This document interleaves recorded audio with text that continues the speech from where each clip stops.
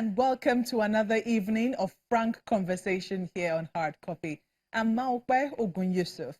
On the 25th of January this year, in what may be described as a swift move, considering how long it takes for matters like this to be addressed, President Muhammadu Buhari wrote to the National Assembly refuting assent to a bill for the establishment of the Nigerian Peace Corps, an entity currently registered as a non-governmental organization, but which would have clearly become a government entity where it passed into law.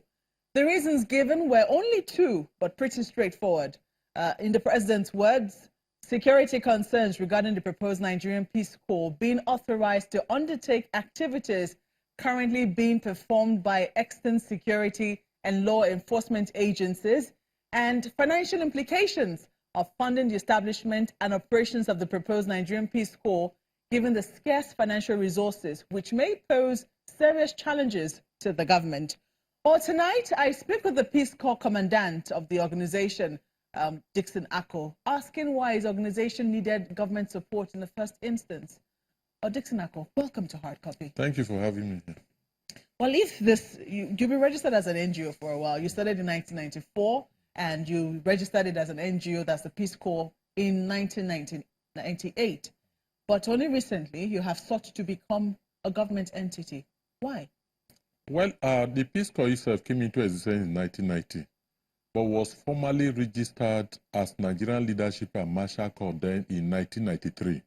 Okay. We ran the pilot phase in Lagos, and the name was changed to Peace Corps of Nigeria in 1998. So right from the inception, it has ever been a registered body, accorded federal government recognition through the Federal Ministry of Youth Development.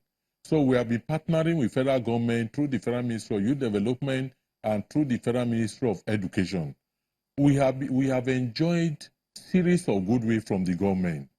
The National Emergency Management Agency affiliated the organization to assist in carrying out function of volunteering services, emergency relief services during its program when we have a situation of emergency. Now, in 2012, the United Nations, after we must have participated in UN program in Brazil, Kenya, several UN headquarters in New York, accorded the Peace Corps of Nigeria a special consultative status, thereby affiliating the Peace Corps to its Economic and Social Council. That goes to show the effectiveness of the organization. So why then do you want, you were effective as a non-governmental organization. I'm coming to that point. Okay. Then with that status, it's now enabled us to have a desk office at the UN headquarters, a desk office at the UN office in Switzerland, and a desk office in the UN office in Austria.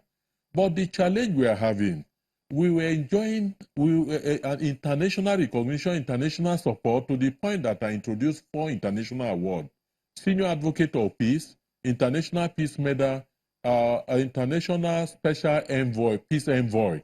Then of recent, after the adoption of the Sustainable Development Goal, I now introduced what we call the Sustainable Development Goals Ambassador. These are awards that ordinarily would have been inviting people from across the world to be coming to Nigeria to receive, but at the end we end up giving this award as side event during UN's General Assembly every September. Now the challenge we are having, we're operating very well.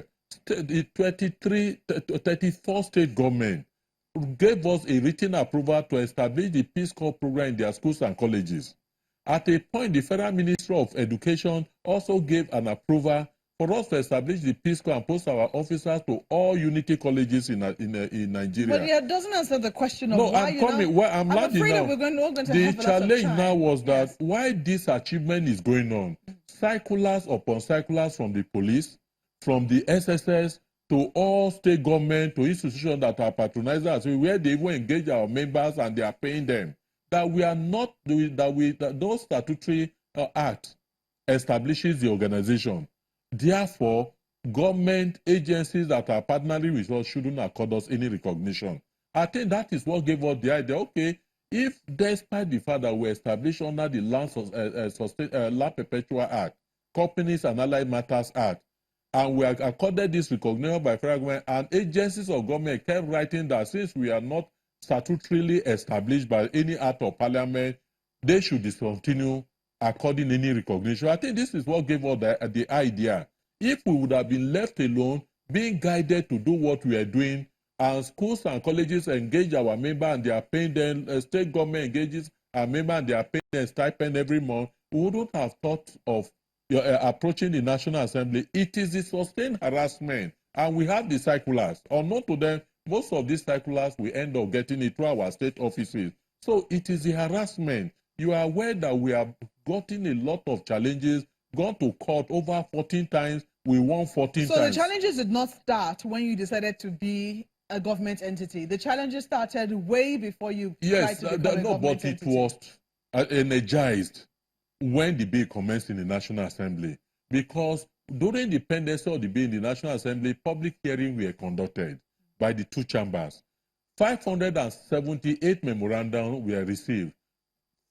574 are in support of the establishment of the bill from some government agencies like NOAA, like INEC, like Federal Ministry of Health. INEC, from what we read, did not support. What INEC said, we have the report, was that the word INEC should not be mentioned in the bill.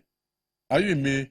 That the work INEC, sourcing manpower, when it has to conduct INEC registration program, shouldn't be mentioned. Not that they are against. They are just like it is left open for all other agencies that whenever they have any emergency national program, they can come and source manpower from the pool of youth that are already trained. That was just what INEC, it did not completely say it's against the bill.